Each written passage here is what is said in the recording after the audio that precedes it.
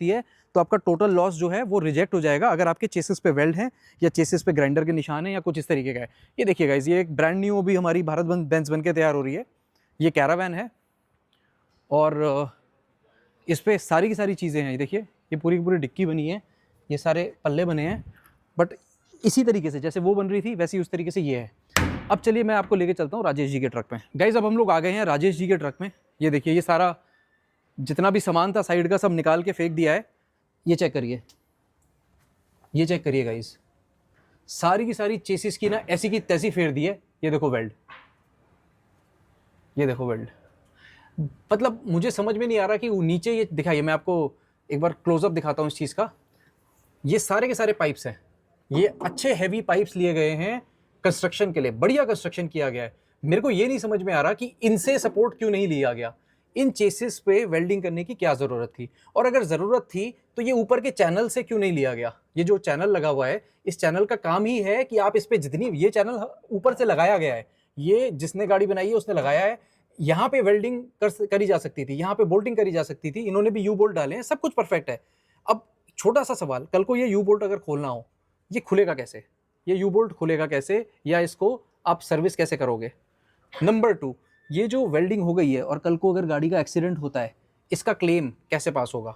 इतना बड़ा ये जो पीस इन लोगों ने साथ में वेल्ड कर लिया है, ये बिल्कुल। और ये चीज़ मैंने, ये वाली चीज़ गाइज मैंने पहले भी काफ़ी सारे हमारे पास जो रिपेयर की गाड़ियाँ आती हैं उनमें देखी है। मैं, अगर आप एज अ ट्रक ड्राइवर हैं, या अगर आप बस ड्राइवर हैं, या अगर आप एक इंडिविजुअल हैं जो अपनी गाड़ी किसी फैब्रिकेटर से बनवाने वाले हैं, प्लीज़ उससे सवाल पूछिए। गाइज जो राइट सवाल हैं वो पूछना आपका पूरा पूरा हक है। इस तरीके का काम जो है ये बहुत हल्का काम है। ये वेल्डिंग करना सबसे आसान चीज़ है, सबसे आसान चीज़ है। मिग वेल्डिंग ली और मार दिया। बोल्टिंग करना मुश्किल है, बोल्टिंग में दिमाग भी लगता है, इंजीनियरिंग भी लगती है, बोल्टिंग करने में आपको एफर्ट्स भी ज़्यादा लगाने पड़ते हैं, but that is the right thing to do. क्योंकि कल को इंश्योरेंस कंपनी स्ट्रेट अवे आपकी गाड़ी का टोटल लॉस का क्लेम रिजेक्ट कर सकती है because of this small thing. दूसरी बात, चेसिस में अगर कोई बेंड आता है और वारंटी में अगर रिप्लेस होनी हो चेसी, नहीं हो सकती। दूसरी तरफ चलते हैं, दूसरी तरफ भी दिखाता हूँ। By the way, just for the information, ये सब कुछ रिप ऑफ हो गया है, अब इसका काम स्टार्ट होगा। पीछे का भी जो लटक है उसको भी उतारेंगे, आगे का भी जो है इसको भी खोलना स्टार्ट करेंगे। बट बहुत दुख हुआ मुझे देख के कि ये जिस ट्रक पे अब हम काम करने वाले हैं, हमारे पास कोई ऑप्शन नहीं है।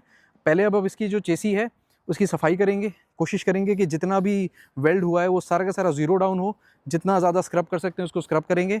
उसके बाद उसमें प्राइमर पुट्टी भर के वापस पेंट होगा, और कोशिश करेंगे उसको वापस OEM की कंडीशन में लेके जाएं।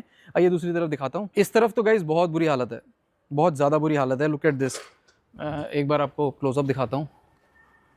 ये देखिए, ये देखिए गाइस, ये ब्रांड न्यू चेसी की हालत है जिसपे प्रॉपर वेल्डिंग कर दी गई है।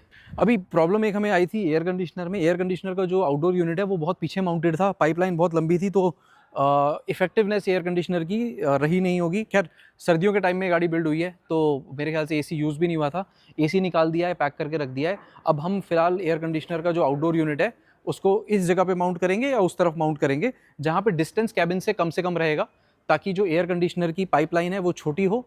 छोटी होने की वजह से उसकी इफेक्टिवनेस बढ़ती है। जितना भी एमिनिटीज़ हैं, जैसे जेनसेट है, जैसे किचन है, वो सारा आगे की तरफ होगा, और पीछे की तरफ हम स्टोरेज की डिक्कियाँ मेजरली रखेंगे।